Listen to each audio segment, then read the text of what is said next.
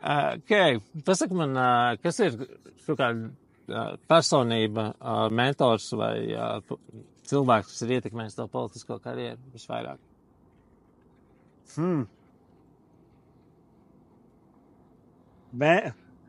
Man nav mentora tā, es teikšu, Okay. neesmu gājis kaut kāds politiskās politologus, nezinu, vai kā tur politiķu sagatavošanas skolas vai vēl kaut ko.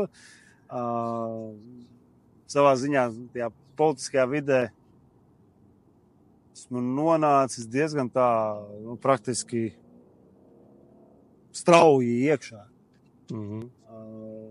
Tas bija atgriežoties no apvienotās karalistes, kuras 5 gadus pavadīju, un līdz tam biju pasīvs politikas vērotājs, gribēju kaut kā iesaisties. Man vismaz no visām tā brīža partijām Latvijā, kas bija Nacionālā apvienība, tieši visu Latvijai, tad vēl bija tas dalījums. Uzrunāju visvairāk, es, protams, sazinājos ar vadību, teicu, ka es tāds jauns gurķis, un mana specialitāte ir starptautiskās attiecības, diplomātija, pieredze ārvalstīs, tā, un es gribu dot savu pienesumu. Es neko nesaprotu no tās politiskās virtuves, neko. Un tad pirmās vēlēšanas man bija Eiropas parlaments. Starp citu, Eiropas parlaments bija pirmās vēlēšanas, kuras absolūti man bija skaidrs, tur nav bez variantiem, bet vismaz iegūt to pieredzi, izpratni, kā procesi notiek, kā vispār kampaņa, kas ir kampaņa un kas ir partijas programma un kā viņi veidojas caur diskusijām, caur arī iekšēji šķēpus laužot.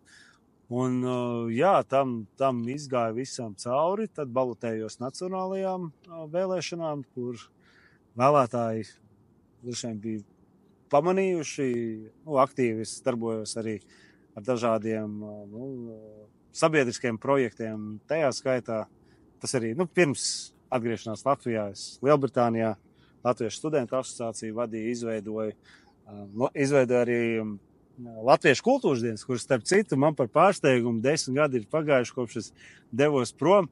Vēl joprojām ir ikgadēja tradīcija, ko mūsu diasporas pārstāvji Lielbritānijā izturā. Tas ir baigi cool, baigi plaši.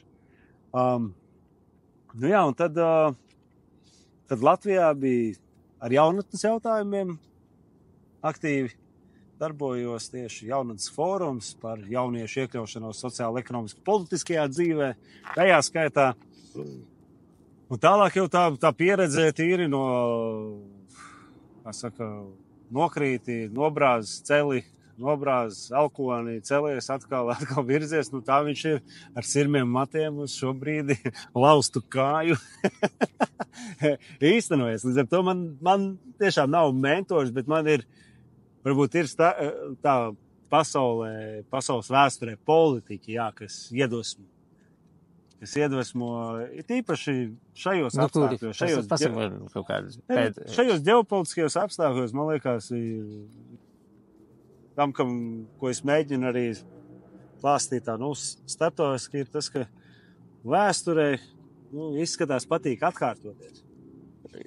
Un cilvēkiem izskatās kļūdām nemācās. Un 20. gadsimta briesmas un barbarisms, ko piedzīvoja Eiropa, pat nav 100 gadi pagājuši.